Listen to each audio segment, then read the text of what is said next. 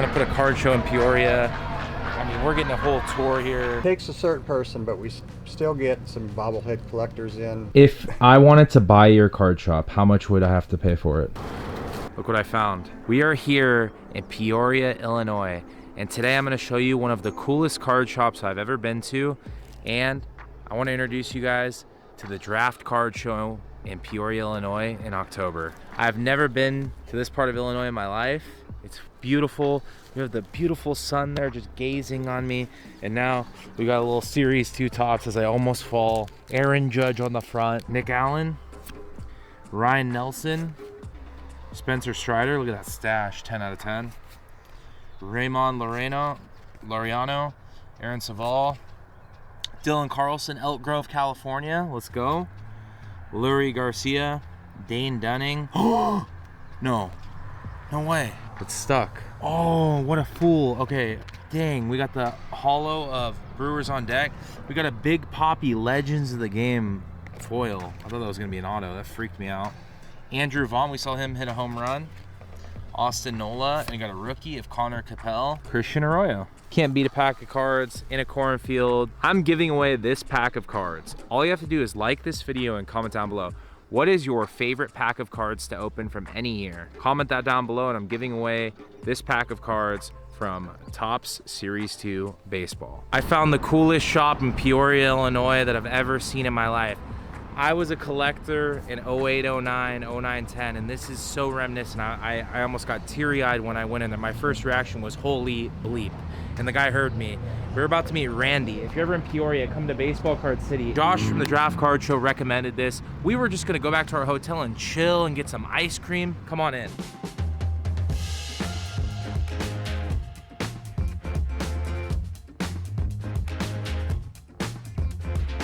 Amazing. This is a true card shop. And we're gonna meet Randy. It is the best shop in Peoria. So let's find out. All right, everybody, this is the owner. This is Randy. Say what's up, Randy. What's up, Randy? All right, so Randy, how long have you owned this card shop? As of June the 10th, it's been 34 years. This particular spot, we've been here since 1999. Why this location? Why Peoria, Illinois? Why did you want to open a card shop here? Prior to owning a store, I worked construction, and one day I was driving by and seeing the first place we were in this building had a for rent sign. So I checked it out, the rent was cheap, and I said, why not? And that started all in the 90s. And then you've been through the 90s baseball crash, the 08, 09, and now we're in the modern market. Correct. And you've survived all of it. Correct. Had that sign for 34 years. Shoplifters and pack searchers will be shot and left out. We back. added the pack searchers to it. But Oh my gosh, that is so So have good. you ever enforced it? Is this your local card shop? Yeah. And what do you like about this card shop? Oh man, they've been here since I was a kid. And I'm like, you know, I'm in my 40s. We'll just put it at that. Okay. And yeah, they've been here since I was a kid. So. And you just keep coming back to show Oh support yeah, and definitely. love. You got to support local businesses. That's, you know, the main thing. I clearly see a lot of Mark McGuire, a lot of St. Louis Cardinals. Why the Cardinals? the Cardinals hats were not red. They were actually this color of blue, which was my favorite color. I did not like the Cubs color of blue, and the White Sox hat was black. And you commemorate the Cardinals here with the pennants. This is because Well, most of them are, you know, either World Series or Division or something, so they're kind of a championship type. This is kind of our football section. Maybe the higher end rookies. Brady, Mahomes. I mean, then we got a little bit of variety, running backs. How do you decide what to put in here? Generally what people are buying. So if you notice all these Patrick Mahomes, that's the kid's favorite player right now. And even though this is Peoria, Illinois, a lot of kids are Kansas City Chiefs fans. So winning a Super Bowl will do that. I would say modern shops are pretty boring, right? Or like, what is it that we see in modern shops that you said like wasn't like as appealing? Well, a lot of modern shops don't have the tall ceilings.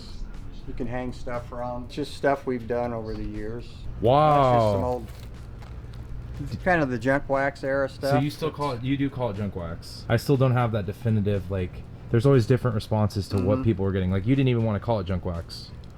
No, because I like it all. To me, it's not junk. What do you think the card, like you were around during this, what were the card companies, were they mass producing? They were just trying to keep up with the demand. Do you think the modern... They didn't know people were hoarding cases and cases and cases, thinking they were going to send their kids through college and retire on it. Did you hoard any cases thinking like, oh, this will pay off, or did you just sell everything as you could? But I was buying a lot of product, and it kind of seemed like I hoarded stuff. Were people saying, wow, you better get rid of this stuff back then, or were you just, oh no, I'll just hold on to it, it'll be fine? If you mean my wife, yes. It is like a hug of nostalgia here. I mean, there's like things that bring people back versus modern shops. You know, it is glass case, white wall, black wall, and then some signed jerseys and maybe some like modern cards, slabs. I don't see a lot of slabs here. You do a lot of raw, right? Do a lot of raw. The slab stuff, I try to keep it affordable prices. No, the kids like graded cards. They don't want to pay $25 for a $5 card. You know, you can buy Mahomes for $5, or you can buy a graded Mahomes for $25. So tell me about this. As you walk in, there's some blaster boxes here. Kind of been getting into retail because we have trouble getting hobby. Even a store being here for 34 years, you have trouble getting hobby boxes. Yeah. Well, we're direct with some of the card companies. But there's only so much product you can get. This is why we kind of carry retail for the people that want to spend the $20 to $30 stuff. Okay. And then let's talk about this right here. We got some open loose packs. This is kind of the pack section. It says all packs from this counter remain on this counter until paid for. Okay, I get that. Yeah, and that's mainly because people would pick up packs and just set them down. Maybe some were getting stolen, I don't know, but oh my gosh, yeah. It's mainly a thing. Just put things back where you found them thing, you know? Yeah, I respect that. Right. And then so if I wanted to buy individual packs, I can go in here and just individually pack out. We've had stuff on back shelves before, you know, packs, and they would sit there. As soon as we'd move them out here where people could touch them, and they're not searching packs or anything. They just want to look. Put hands on cards, exactly. You know, some of the more expensive stuff, yeah, we do have to put behind glass, but these are all, you don't know who they are till you open them. Okay. And there's a full-size autographed mystery helmet. What's the key to bringing in the true collector into this hobby? Like, sometimes we get too tied up in the money. What do you think it is that brings the true collector in? A lot of the kids, I urge them to collect what they like, not for what something's worth, because the kid will think he has to buy a $20 pack when he can buy a $3.99 pack and be just as happy and probably get more cards in his pack. Quantity over quality. Basketball. I see Russell Westbrook, got some DeRozan, some Bulls. Mix in some hockey, some NASCAR, some wrestling. Takes a certain person, but we still get some bobblehead collectors in every now and then, and a lot of times it'd be like, say, like people like you just visiting, but they're checking out local shops and they're like, oh, you have bobbleheads. I collect bobbleheads. I mean, this Brian Urlacher, we'd find like a Jerry Rice or Steve Young or like someone like that, like the older McFarlanes too, or just like little figurines. It is based on like location. I mean, because you're catering to Chicago, St. Louis. I mean, a little bit of Indy. I like that you are talking about building a man cave. I have actually filmed at 100 shops and I've never heard of someone mentioning the man cave. It's just like essential to the true fan. I don't know any of this stuff, but we got 92 Fleer Ultra. Look for Tony Gwynn. I found these in my parents' basement or in the garage, and I didn't even know this is how they come out. They came out like this, the action pack with the Emmitt Smith rookie. Yeah, but I've seen these. Like, I didn't. They came out in regular packs. They were in regular packs. Oh, okay, these are the team sets. All right, well, you learn something new every day. Look at this. We got Brett Favre Vikings, Barry Sanders, Andre Reed signed helmet, the mini glove, Michael Jordan. These are classics. I used to love these as a kid. I was obsessed with these. Go to the 25-cent machine and try to collect them all. Ben Zobrist, Arietta, Addison Russell, Aroldis Chapman. Look at that classic John Elway, Brett Favre. Super Bowl champs, Packers. Beanie Babies. Here they are. These were the problem. There's a viral picture on the internet of this husband and wife, ex-husband and wife, and they're dividing Beanie Babies. Look it up. Beanie Babies were a big problem. Tell me about Beanie Babies. To keep my wife wanting to come to work every day, she wanted to branch out into Beanie Babies. This was before they exploded. They have something in here that the kids that came in with their brothers that collected cards had no interest in cards. She wanted to have something that them kids would be interested in. Plus, women. She bought the Beanie Babies before they boomed. When she owned them after, were people freaking out about them here, asking about them? We would come to work and there would be people lined up the length of the building waiting to get in the door, because we would sell them at the price they were supposed to be. Yeah. But we would limit people. And we knew everybody was reselling them. Where were they selling them at, on eBay? eBay, believe it or not, they had Beanie Baby shows just like they have card shows. Downturn in the card business, the beanie business kept things flowing. We're gonna open a bunch of packs as we go. Chronicles is like, there's 20 packs in there. This will keep us busy. We're gonna look for some Caitlin Clark, some Oscar, and kind of see what we can get. So, had to support the local card shops. Listen, guys, this is the life and the blood of this hobby. Anybody watching this, these are the gatekeepers, the original, the OGs, great stories, and they've been around the hobby for a long time. What's your favorite thing to do at the shop? Probably meet people, talk to people. I mean, when I was talking to the customers, I mean, he's been coming since he was a kid. I mean, you're watching these kids grow up into 30 and 40-year-olds. And then they bring their kids in. It means that we must have did something right to impress them when they were kids, that now they come back as adults and bring their kids. I guess it kind of makes you feel like you did something right. I think you are, man. I think you're doing a real service to this community. I think this hobby brings a lot of people joy, and I could already tell by that guy just keep coming back after all those years. It's incredible. Like, what got you hooked into cards? One of the neighbor kids was showing off his baseball cards one time, and I thought they were really cool, especially the ones that were the team pictures. Back in the day, went to the little mom and pop grocery deli type thing where they grind up your hamburger right there, and I had 15 cents, bought 3 packs, a nickel a pack. The gum smelled amazing and tasted delicious back then. Oh my gosh. I remember one of the 3 packs, I got a Jim Brown rookie card. Wow. And to this day, I have no idea whatever happened to it. Did you ever own a 52 mantle? Back in the day, my brother-in-law, he gave me all his old cards, and he mainly collected Yankees and Dodgers. Wow. And I do not remember if there was a 52 mantle in there or not, because from 52 through 56, the cards were bigger than the standard cards. I didn't like them. All right, everybody. If you are ever out here in Peoria, Illinois, you got to come say what's up to Randy. Randy, give us the details. Well, we're at 2248 West Glen in Peoria. Thank you, man. Appreciate you. Great time at Randy's card shop. I hope you guys enjoyed the history behind the hobby. To me, this was one of the gatekeepers of the hobby and a true card shop that has been there for a long time.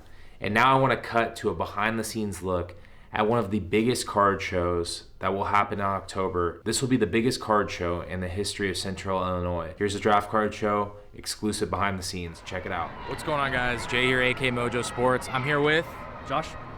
Jack. You guys, this is going to be the biggest card show in Peoria history. There's going to be a card show in this baseball complex. And not just any baseball complex. The Louisville Slugger Sports Complex. And this was created by Josh Breenan, the Draft Card Show, October 20th, 22nd. The venue's great, but the name Louisville Slugger is second to none. The way I think of it, think of how many baseball cards have a Louisville Slugger bat on it in the history of baseball, right? So when you think of that name, second to none, world-class facility is a no-brainer. And how about for you? So Louisville Sluggers teaming up, putting the sports cards and obviously Louisville Slugger together. What is that like? What was that collaboration like? What does that mean to you guys? Like, what made you guys want to do that? It means a huge amount to us. The collaboration on this makes perfect sense. This is a card show that encompasses baseball, and us holding the name of Louisville Slugger, which has so much history, not just for this area, but for the entirety of the United States, Louisville, Kentucky, makes absolute sense. There's so many guys that have swung Slugger over the years that to not have a card show here would almost be disingenuous. So for us, it means a whole lot. It's going to bring a lot of people to the area. It's going to showcase not just how awesome our facility is, but how awesome this card show is going to be in general. That's cool, man. So this card show is going to be right here on this turf. On the turf. How many tables? So we got about 240 vendor options, but everyone's getting at least 2 tables. So something unique for us. No one's coming in here just getting 1 table. If you register, especially right now, $80 gets you in here with more options, obviously, but $80 gets you in here for 2 tables. at a regional event like this. So I think it's a great option for you. $80 for 2 tables. I can tell you right For now. a 3-day event. For a 3-day event, I've definitely spent a couple $100 to get a table at places, so it's amazing. And if they want to get in on this card show, where should they contact you? thedraftcardshow.com/vendors if you want to be a vendor, but visit the website with all the details, our schedule for the event. We're going to give you guys an exclusive tour, show you guys some cool stuff of what's going on here beyond baseball cards and just baseball in general. You can hear all this. There's a live game going on right now.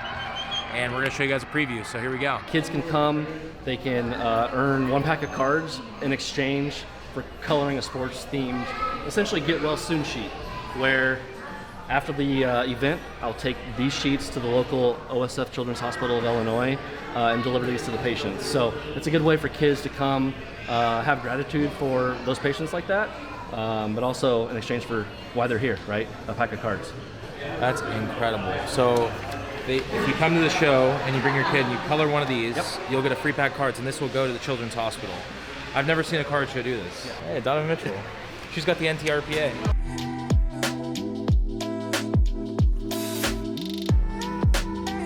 Rate my artwork. That's cool, man. I think this is great. Thank you. Appreciate it. Yeah. So I'm curious, it looks like, you know, like when the termites get cleaned out of the house, like what is this built out of? So this is built out of like a 3-layer type of specialized mylar. So there's an exterior layer that helps keep out all of your wind, rain, excess heat, things like that. There's an insulation layer that's inside here that helps make sure that we maintain adequate temperature. And then there's an interior layer, which is meant to keep you away from that middle tier, which is just a good way for us to keep a little excess heat or cool air out of the dome throughout the year. It just depends on what time of year it is. But this is what we use to keep this thing upright. There's a negative pressure buoyancy in here that keeps this thing inflated throughout the year. Even like during snow and everything. Absolutely. Actually, when this place gets really warm during the wintertime and we have to keep this thing heated, you'll see this raise up off the ground. That's why there's a lot of extra give right here. And when it raises up off of the ground, it goes into something called storm mode. When it's in storm mode, this gets super high off the ground so that all of the snow that's accumulating on the top just slides down to the edges. It's a way for us to keep this thing moving. They're going to put a card show in Peoria. I mean, we're getting a whole tour here. So this is our Sweet Fire Bar and Grill. This is where we have a full-service restaurant, including a bar. Okay. We've adorned the walls with Louisville Slugger branding and all the history of Louisville Slugger. You've got Ted Williams on the wall, you got Ernie Banks, you name it. We got it. 1884, the first Louisville Slugger. Blood Hill Race, Pete Browning. Then inside here, we've got our bar. Specifically, we do some live streaming of our games, cool. full tap, everything. Up here on the walls, additional sluggers, some Peoria history. This is actually these are the D-Selettes. So during the early 40s, this is what Caterpillar put together for a women's league while the war was going on. Wow. So Second World War. So here's our baseball bat being touched by the player. Our cherubs all the way over there playing basketball, it's with the glove and the bat. Works the entirety of the lobby. Puts everything together and puts it all in sync. This is the team store? Yeah, so this is our team store. Louisville Slugger branded, DeMarini branded, Evo Shield branded, of course. These were all the different companies that Wilson Sporting Goods had acquired over the years, and we've adorned all of the walls with professional players that not only swing slugger but use the gear. So some of the professional players for DeMarini, obviously some famous ones for Wilson Athletics, as well as they have two up there. We've got some awesome fast pitch pro players over here that use the Wilson brand as well. So this is the press box? Yep. This is where the brains of the operation take place. And they have press, like what happens in the press box for kids? Like it's like Little League. Is it pretty serious? It gets pretty serious on the weekends, that's for sure. Like right now we're doing the USSSA Illinois State Championships for boys baseball. JP Sports is conducting it. They're a third-party sports entity. And by the time Sunday rolls around, Championship Sunday, we'll be in high gear, we'll be in bracket play. Right in that 5 o'clock, 6 p.m. time frame, we'll be crowning champions. And this will be one of the diamonds that will have those premier 12Us that are playing. So it's going to be a really slick weekend.